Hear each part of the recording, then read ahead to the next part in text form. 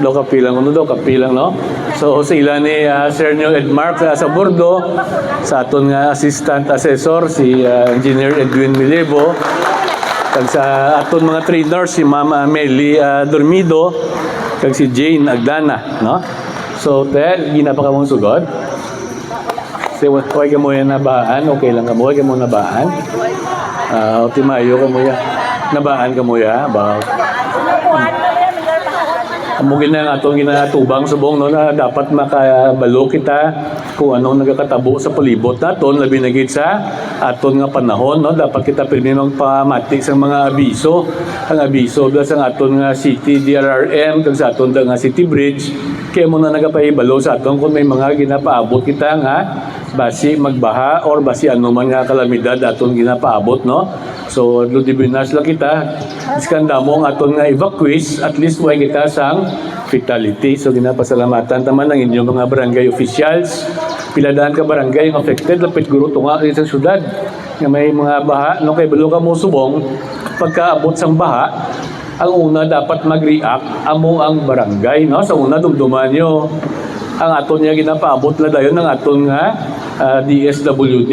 Subong ya kay may mga fundo na ng aton nga barangay, dapat ya kay balos la mag-utilize sang ilang fundo para iuna nila ibulig sa aton nga mga natungdan nga evacuees kag na natungdan no. Balo ka mo nga aton DSWD nagahulat na sila i-submit sang barangay ang lista sang mga evacuees nga ara sa evacuation center, kag may ara man nga wide lang evacuate pro na igo man no. So ginauna nila ya tatap ang ara sa evacuation center. Kung mag-submit na sila sa lista mo na pagsulod sa aton nga DSWD no. So dapat na yang ang barangay na makaintindi na nga ilan na obligasyon gidang una-una nga pag-respond sa aton nga mga pumuluyo. So dibinas lang kita kay daway magkikita na taman, pero hindi man takambal dibinas ta kay kadamo gid pamirdi sang aton nga pananom. Kay kaluluoy lang aton nga mangunguma no, kaluluoy lang sila pirmi lang ka kaigo, daway na gid sang alibyo pirmi nga aton nga agriculture. So amo ning aton nga training dire, ang aton dire fundo halin niya sa aton syudad nga Gender and Development nga fundo. Nasulit ko man na pirmi kay mo gid man na yang aton nga fundo. Every year may fundo na sila ni Dan no, si Sir New Dan Karinal, ang ilan ni Psina ni Edmark at kanda Engineer Denny, may 1.9 million na ginatag para sa trainings no, training sa aton nga mga upaho or members ng aton mga homeowners association. So ginapasalamatan man namon nga ginabato nyo man ang pag-imbitar kag paghangkat sa inyo.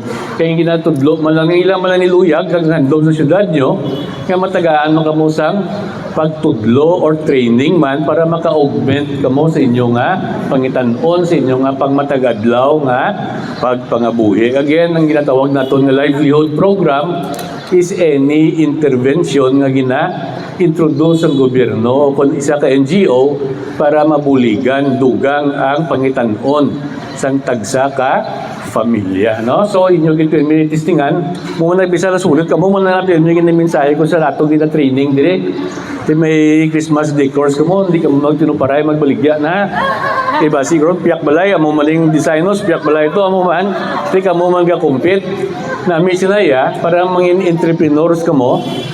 Inupod kamo da kung isa lang kamo ka area, i-combine nyo kag establish kamo sang market ninyo. Subong man sa aton mga pagkaon na ginaimo ninyo, tigaron maabligya tapi nasugbo lang ta baligya sa way ngipon, di ba? Dapat baligya na sa mayo pangipon kaya mapilit na cross postizo nila kundi kamo pa nakiga nila. No?